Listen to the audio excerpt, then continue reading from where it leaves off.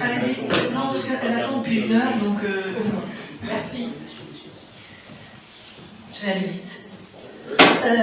Première chose, je voudrais réagir sur le mythe de la décentralisation et du contre-pouvoir local. Pourquoi ? C'est pas une posture idéologique.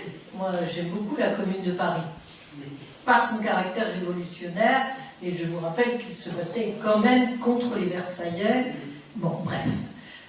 Mais le mythe de la décentralisation aujourd'hui, c'est de considérer que parce qu'il y aurait des citoyens qui s'investiraient pour aller s'impliquer dans leur commune, comme l'appel pour 2026, si j'ai bien compris, et qui pourrait être un contre-pouvoir. Alors, dans les communes, qu'elles soient petites, moyennes, grandes, les directives de l'Union européenne ne s'appliquent-elles pas ?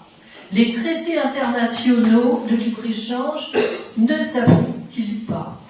Le Code des marchés publics européen ne s'applique-t-il pas ?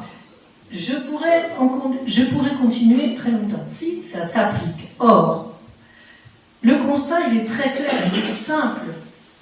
Les solutions, c'est plus compliqué. Et je pense que la prochaine fois, si on se revoit, il faut travailler sur les solutions et de voir si on se met d'accord sur des solutions collectives.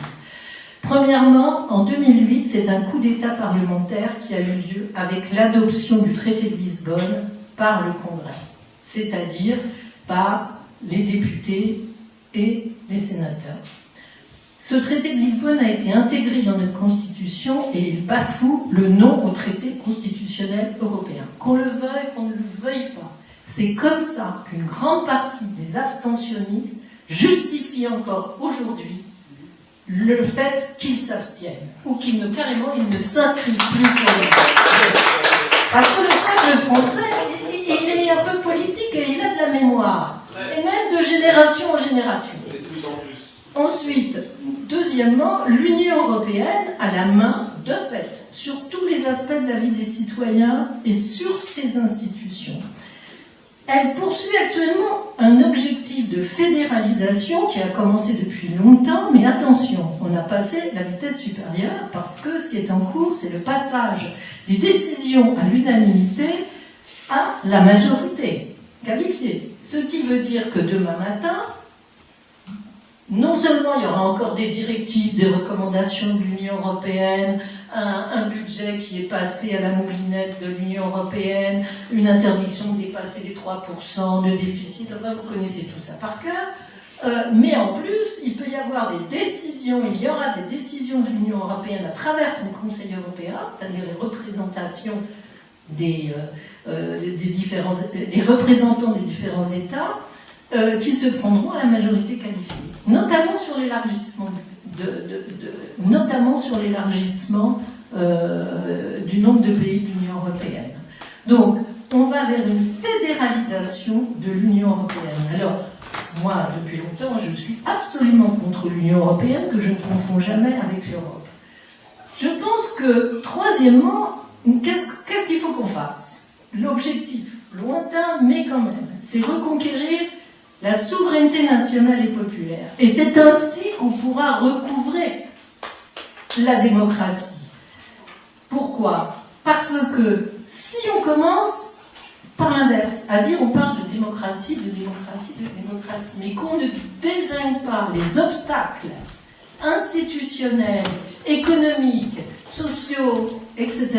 Et je dirais même culturels qui font qu'il y a encore des gens qui confondent l'Union européenne et la paix sans voir ce qui se passe depuis des mois, voire des années. Donc, si on ne dépasse pas ça, si on ne sort pas de ça, eh ben, on ne peut pas avancer sur la démocratie. C'est impossible. Parce qu'on ne pourra pas avancer sur la souveraineté populaire et nationale. Or, c'est bien écrit dans nos constitutions, au moins c'est au tout début. Donc, les conséquences, elles sont, de mon point de vue, elles sont simples. Il faut sortir de l'Union européenne, il faut sortir de l'euro, il faut sortir de l'État.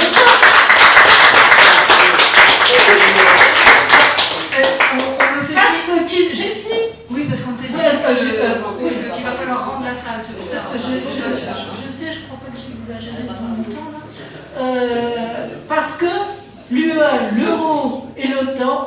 cela nous prive de notre souveraineté, donc de notre démocratie.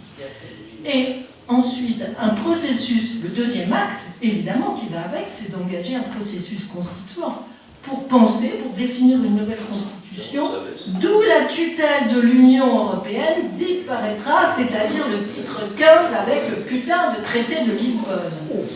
Et donc, pour cela, comment on fait? Alors, soit on continue à jouer chacun son jeu dans son coin, avec ses idées dans son coin, et puis qu'on s'aime pas trop parce qu'il y a un poil qui dépasse et qu'il y a une chevelure qui n'a pas la bonne couleur, ou alors on avance. Donc, l'enjeu pour moi aujourd'hui, c'est qu'est-ce qu'on fait après aujourd'hui. Merci beaucoup.